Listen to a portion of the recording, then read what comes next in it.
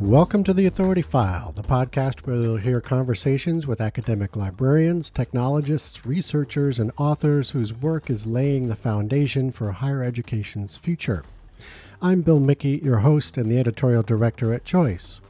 If you're new to the Authority File, you can listen to and find previous episodes on all of the major podcast platforms, including Apple Podcasts, Google Play, Stitcher, and on our website, choice360.org.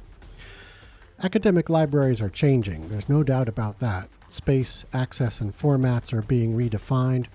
In some operational areas, COVID has quickened the pace of change, while in others, libraries are adapting in the face of shrinking budgets, shifting institutional priorities, and new opportunities with digital resource acquisition and management. In this four-part series, which is provided with support from OverDrive, my guests and I discuss these changes as they impact the academic library community, including the publishers and vendors who serve it. Joining me are Tracy Holtman, Associate Director of Access and Collection Services at Tarleton State University, Susanna Smith, Acquisitions Librarian at Georgia Highlands College, Paige Clunie, Digital Partnerships Manager at Princeton University Press, and Stephen Rosato, General Manager at OverDrive Academic. In this second episode of our series, we talk about the rise of digital and how that's changing academic publishing, librarian skills development, and the ways in which libraries are measuring success.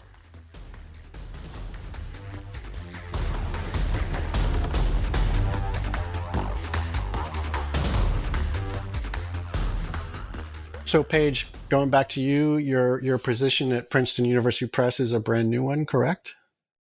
Yeah.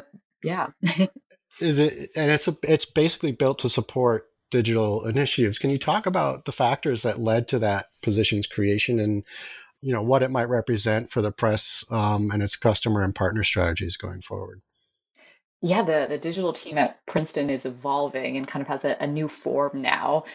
My position is a reimagined one with a focus on the partnerships. So, Mm-hmm. I feel so fortunate to have a space carved out in my role to devote to having conversations and connections and working with stakeholders in libraries, in vendors to kind of connect the dots of these digital conversations, because digital is such a growing percentage of our business, and nearly half of all of our digital sales are coming from academic libraries. We work with a diverse group of partners and sales models, particularly in the academic library space. I mean, the number of sales models, feels like it's growing all the time. Right. Um, and I'm sure everyone in this group has felt the tectonic shifts of the last couple of years with rapidly changing technology. There are mergers and acquisitions amongst partners. So, we're always needing to just stay ahead and stay in conversation. Mm-hmm. Excellent. Likewise, Stephen, what are some of the academic library trends you're seeing from your perspective at OverDrive, and what is your customer base telling you about digital acquisition practices, policies, and workflows? One trend for sure is that libraries have to do more with less. We actually just saw yesterday we did some research with a survey with ACRL, and we are just sort of parsing through some of it yesterday.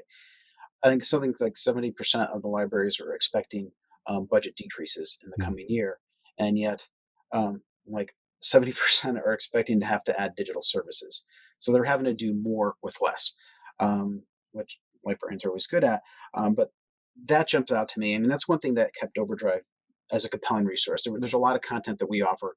Um, we're probably, you know, historically known as more leisure reading. I always joke we're the nice to have, not need to have, like where databases and journals are required.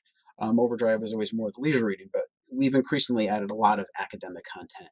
And we provide a source that in a digital format that libraries couldn't get it elsewhere, which is making us a lot more compelling. So they were looking for content that they couldn't get that students had to have. Other trends, just remote access, and I mean remote students, I think are a permanent part of the landscape going forward. This is not a blip, and careful to name institutions. I don't want to give away anything proprietary, but there's one institution specifically. It's two different sets of access for their remote students versus the on-campus students. and they have to take that into account. OverDrive was able to handle it easy, but it makes it more complicated for them as they evaluate things. The other thing, a specific trend, and I've been following this for a while. Pre-pandemic, I was getting calls just more around accessibility and for format differences for audio, and it was like when the pandemic hit. The brakes were hit; those calls ended. People were just worried about like maintaining staff, maintaining services, closing their doors. And as those calls started to pick up again, I started doing more and more digging. And I found like doing a bunch of research, roughly for every 1.2 ebooks that circulate, one audiobook circulates across OverDrive's academic collections. And when you think there's so many more ebooks available to them to choose from and availability, um, I found that astounding. And every time I dig into it, we just had a call this week with another university. They were renewing their contract, and we go through sort of like, hey, here's some of your trends. Here's what we're seeing. Like we see how many books they have on hold, like if they want to support a specific title. They had only 9 audiobooks for a fairly large institution. Since January, those 9 audiobooks circulated 447 times. Wow. So like every time I dig into it, it's reinforced. And I think students, like, I'm a big audiobook fan, so I'm preaching to the choir sort of to a certain extent. But I think it's just convenience for students who are used to podcasts, they're used to the audio.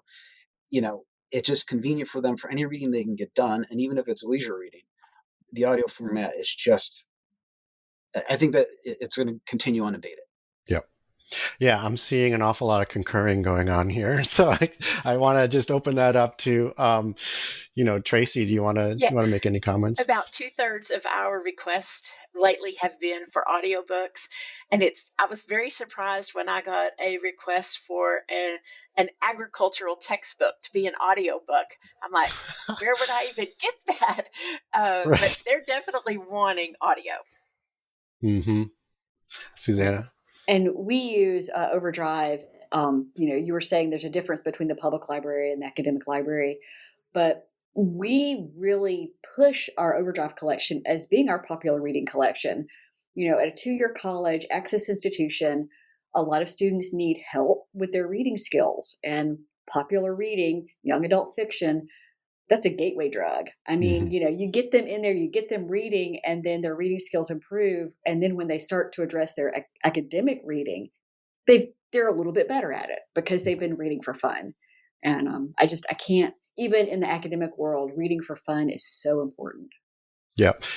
Yeah, Suzanne, I'm curious, like you mentioned you're promoting those collections, and is that part of, are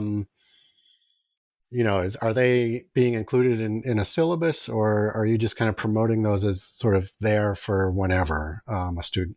We'll promote them on social media. We've got a link to them on our library homepage, popular reading at Georgia Highlands. And we've got a link to a library guide, a Spring Share LibGuide, that includes our McNaughton physical collection and our OverDrive collection. And those are kind of our 2 popular reading collections. And so that's kind of first and foremost, like on the website, so that if you go there, you see it. And then, we send out announcements and things like that in various ways to all of our patrons, not just our students. Okay. All right, I was going to throw out one thing, and I was going to actually ask you, Paige, your opinion on it. One thing we've noticed, I would never get a request from an academic library to help with purchase authority. We get that on the public library side and certainly on the K through 12 side. So it's something OverDrive is used to doing. But there's usually been more than enough staff, and it's something that librarians typically really enjoy doing. But I have gotten so many requests for helps in curation and doing purchasing for content they may not be familiar with, because librarians or academic libraries are so short-staffed. And I heard Paige earlier in one of her answers just saying how they're doing more to make content more readily available, and what she's doing. Yeah. Easier for academic libraries to not have to do quite so much research on the purchase decisions they're making. Yeah, definitely. I mean, it's going back to the formats that we're making it available in the sales models. So that multi-user pricing for our entire front list, the entire thing being available for perpetual purchase, right out of the gate. There's some vendors where you can purchase our entire copyright year of Princeton content, and just making it available in that highly desirable format simultaneous with the print. There's no embargo or holding anything back from academic libraries. And say just making sure they have what they need immediately as soon as the books are published.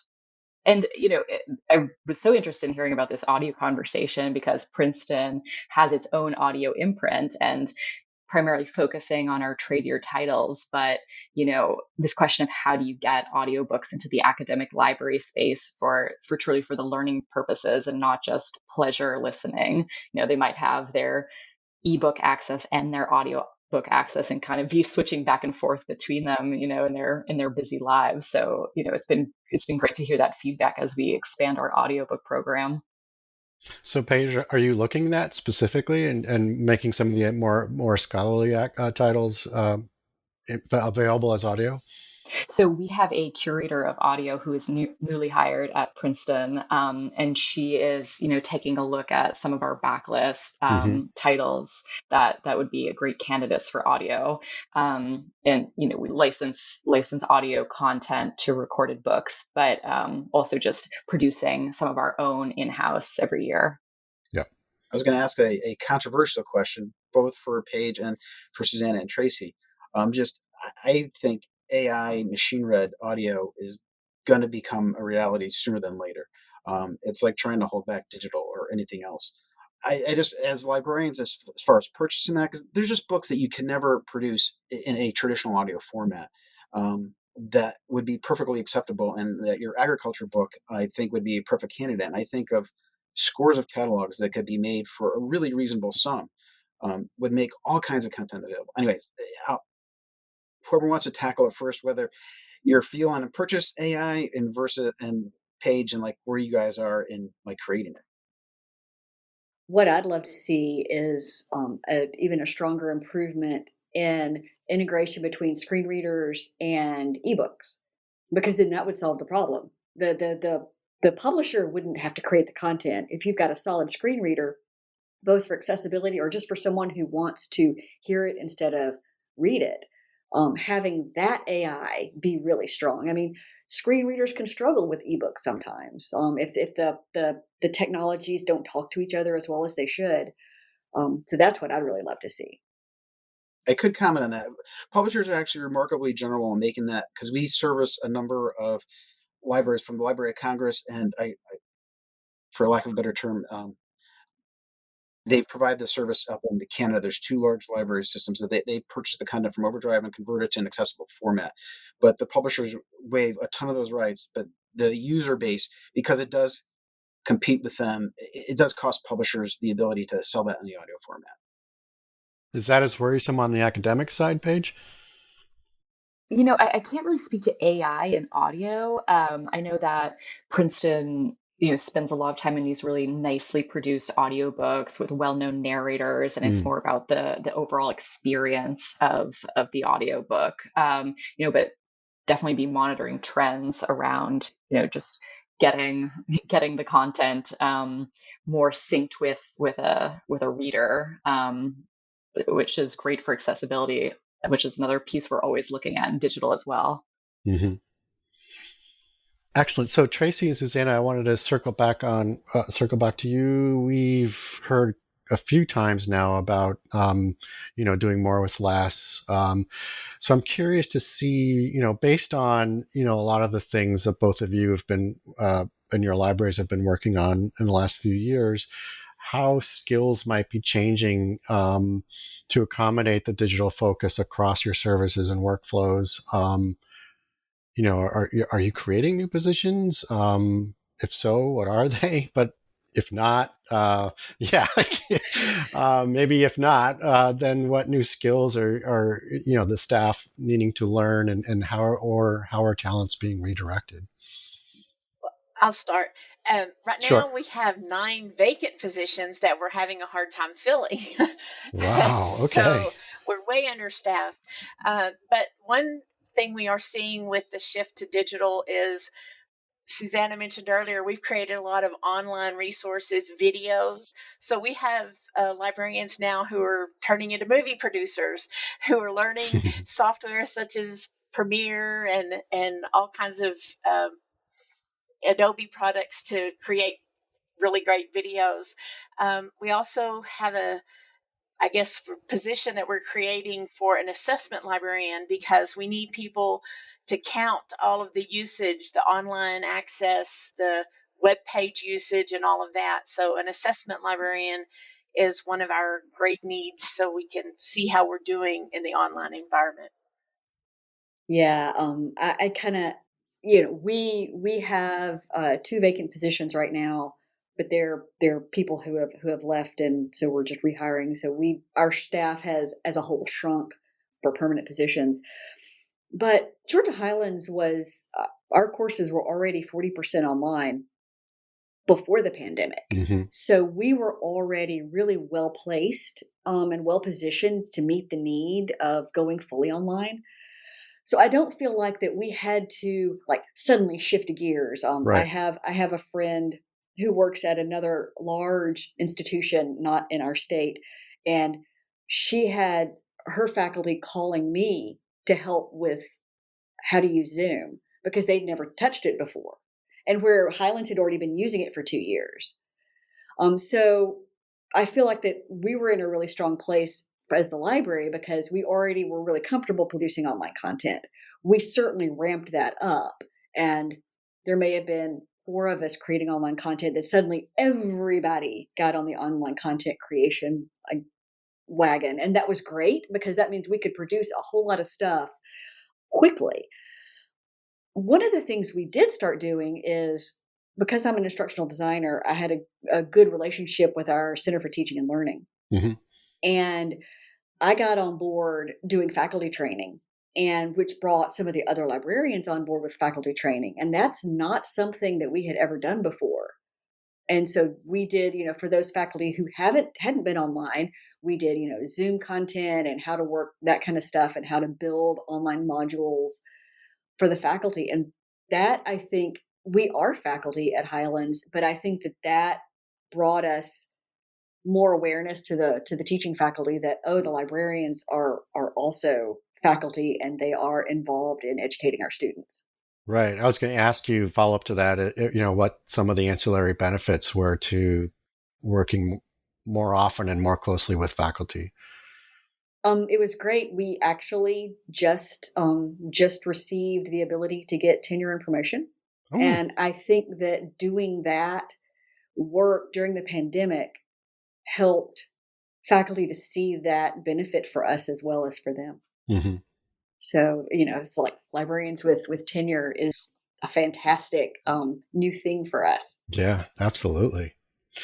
So curious also, I'll stick with you, Tracy and Susanna, if foot traffic and other physical metrics are not as prevalent to track these days, what are becoming the new important engagement metrics that you are measuring? Tracy, I'll jump over to you. Well, we continue to track all of the gate counts and all that, but we look at things more like web page usage, subject guide usage, our spring share, of course, full text for journal articles, our database searches, those kind of things. And we do count the circulation of our digital items as well. So that helps. But contacts, our chat service, we record everything, all the emails, all the phone calls, all the online chats, even the social media questions. We'll get a lot of questions or how do I cite this even over our Facebook account. So we track a lot of digital things. Yeah. 100% the same.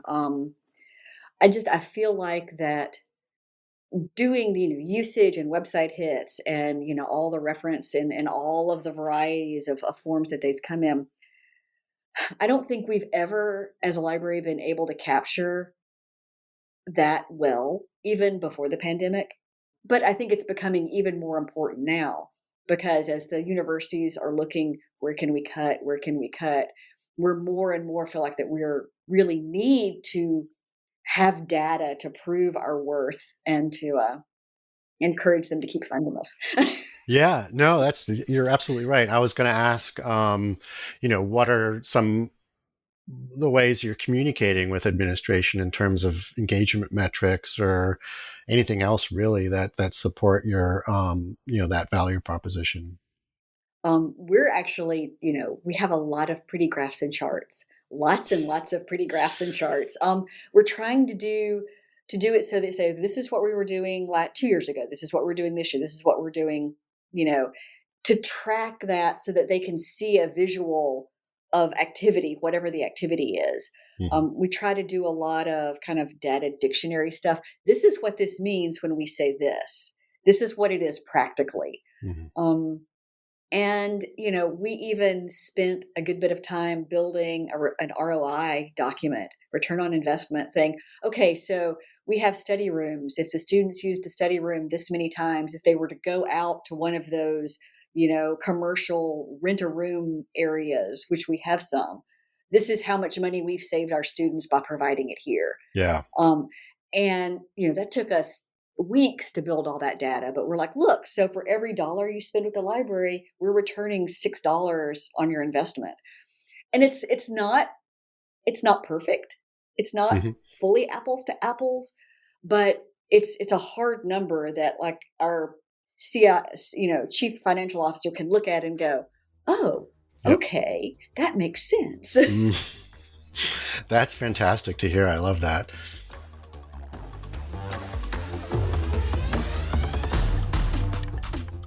You just heard from Tracy Holtman, Associate Director of Access and Collection Services at Tarleton State University, Susanna Smith, Acquisitions Librarian at Georgia Highlands College, Paige Clunie, Digital Partnerships Manager at Princeton University Press, and Stephen Rosato, General Manager at OverDrive Academic. This 4-part series is brought to you with support from OverDrive. Join us next week when my guests and I discuss how acquisition practices are changing, whether due to COVID, shifting budgets, or new access models. We already had a demand-driven acquisition program, but we really stepped that up in that we preload titles that are available and we're not charged for them, don't actually buy them until a student uses them or touches them. So any title that I get a request for, if it's available to make demand driven, then I will do that to try to, okay, yeah, we'll buy it, but only if they're really going to use it. And that was a really good strategy for us. That really helped save our budget about $11,000 last year. As always, sponsorship and advertising for the Authority File podcast are handled by Choice's advertising manager, Pam Marino, and all of our episodes are produced and edited by Choice's digital media producer, Sabrina Kofer. That's all for this week. Thanks for joining us.